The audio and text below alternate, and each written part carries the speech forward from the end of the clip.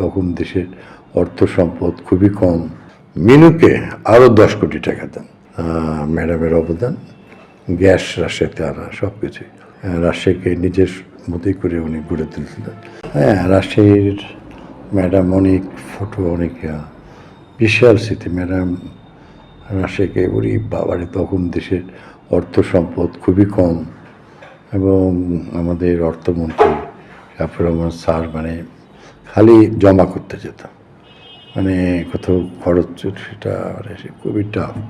তো যেমন তৎকালীন পাকিস্তানের প্রাইম মিনিস্টার বেনজির ভুট্টো বলছিল, শাফিউর রহমানকে পাকিস্তানে দিয়ে দাও আর মুক্তিযুদ্ধকালীন বাংলাদেশের যা পাওনা আছে সব ফেরত দিয়ে দেবো। এটা কিন্তু বিশাল ব্যাপার। তো উনি তো সে অবস্থায় অ্যাকচুয়ালি ম্যাডামের আমি যে সময় মেয়র হলাম 91, বাজেট মে মাসের 31 তারিখে, আর বাজেট হচ্ছে জুনে। রাজশাহী দেখলাম মাত্র 1 কোটি টাকা দিচ্ছে ডেভেলপমেন্টের।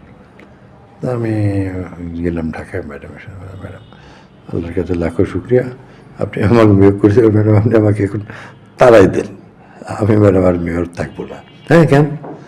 ম্যাডাম এরশাদের বিরুদ্ধে এত বছর আন্দোলন করলাম, তখনও 1 কোটি টাকা, আর এবার আপনি আমাকে মেয়র বলেন 1 কোটি টাকা, এটা ম্যাডাম আমরা গর্তে পড়ে যাবো, দরকার। হ্যাঁ, তারপর মিনিস্টার থেকে বলছেন রাজশাহী না, মিনুকে আরও 10 কোটি টাকা দেন।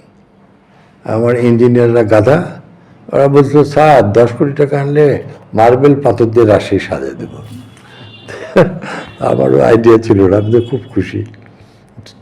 যাই হোক, তারপর ড্রেনেজ প্রকল্প, তারপর প্রায় 44টা শিক্ষা প্রতিষ্ঠান, নগর ভবন, বিভিন্ন পার্ক, তারপর হচ্ছে বা রাজশাহী রক্ষা বাঁধ, এটা প্রায় 1100 কোটি টাকার।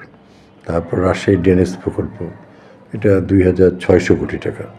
তারপর বিভিন্ন রাস্তাগুলি এবং বিভিন্ন প্রতিষ্ঠান, কৃষি ব্যাংক, তারপর রাজশাহীর বা হচ্ছে প্রকৌশল বিশ্ববিদ্যালয়, ওয়েস্টার্নের যে রেলওয়ে এখন রাজশাহী ঢাকা সরাসরি, এগুলো সবই ম্যাডামের অবদান, গ্যাস রাজশাহীতে আনা, সব কিছুই আরও অনেক হাজার হাজার প্রকল্প চিন্তাই করা যায় না। তো আমি খুব খুশি হতাম, মানে যে খুব আল্লাহর যে সম্মান, যে উনি রাজশাহীকে নিজের মতোই করে উনি গড়ে তুলছিলেন, আর তার প্রতিদান রাজশাহীর জনগণ দিয়েছে।